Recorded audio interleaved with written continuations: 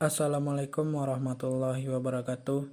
Perkenalkan, nama saya Farid Febrian, NIM 1930 11 10 26, PGMI 3A, mata perkuliahan Eduparentship.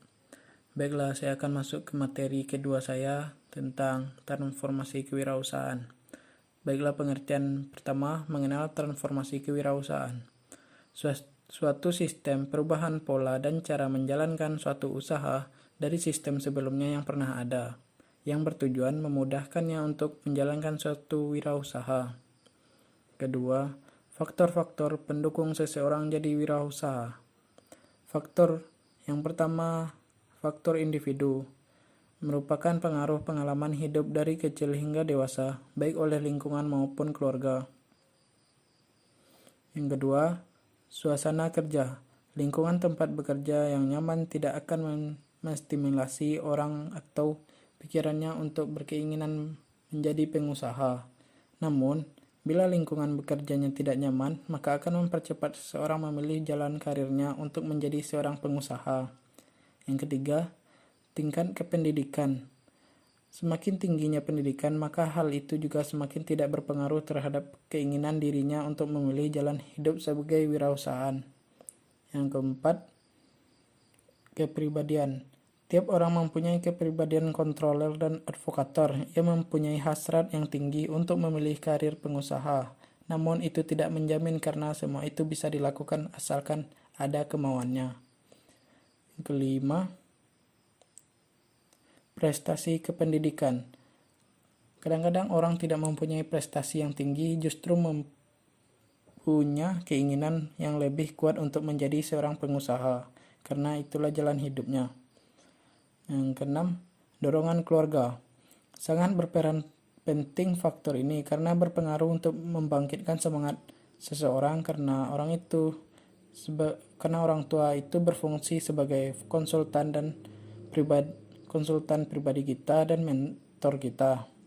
Ketujuh, lingkungan dan pergaulan. Jika ingin sukses, kita haruslah bergaul dengan orang yang pandai karena sifat mereka akan tertular pada kita dan akan tertiru. Kedelapan, keterpaksaan atau keadaan.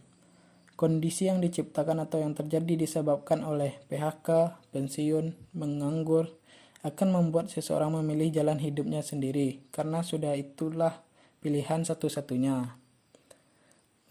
Yang masuk materi ketiga yaitu tentang mitos yang salah tentang kewirausahaan. Pertama, menjadi wirausaha yang sukses adalah bakat. Ada pada zaman dahulu hanya orang berani dan tidak takut saja yang mau menjadi wirausaha. Pendapat tersebut keliru karena menjadi wirausaha itu tergantung pada kemampuan mengatasi dan mengelola risiko. Dan kedua, menjadi wirausaha adalah faktor keturunan. Belum tentu seorang pedagang menginginkan anaknya menjadi pedagang juga. Kalau bisa, seorang pedagang itu dia menginginkan anaknya lebih dari dirinya sendiri. Yang ketiga, menjadi wirausaha harus mempunyai peluang yang baik. Padahal peluang itu datangnya pas kita terjun langsung ke lapangan dan dihubungkan dengan kepribadian kita sendiri. Keempat, menjadi wirausaha harus nekat. Selain dari nekat, Anda harus mempunyai keberanian dan juga harus membuat dahulu perencanaan dan strategi wirausaha itu. Materi keempat, entrepreneur. Tak ada seorang yang tidak ingin menjadi wirausahaan yang sukses di usia muda, karena memulai suatu bisnis kita harus memiliki kepercayaan yang tinggi. Karena kita dimulai dengan bisnis kecil-kecilan dulu baru untuk berusaha mewujudkan impian yang besar. Seseorang entrepreneur memiliki karakteristik yaitu percaya diri, berani menanggung risiko, jujur, tekun, kreatif, dan inovatif, memiliki jiwa kepemimpinan, etos kerja yang tinggi, mandiri, disiplin, punya kemampuan bidang manapun, dan inilah yang seharusnya dimiliki oleh seseorang entrepreneur, karakteristiknya yang terbentuk untuk proses yang akan ditujukannya. Tahapan-tahapan menjadi wirausaha yang cerdas. Yang pertama, tahapan memulai.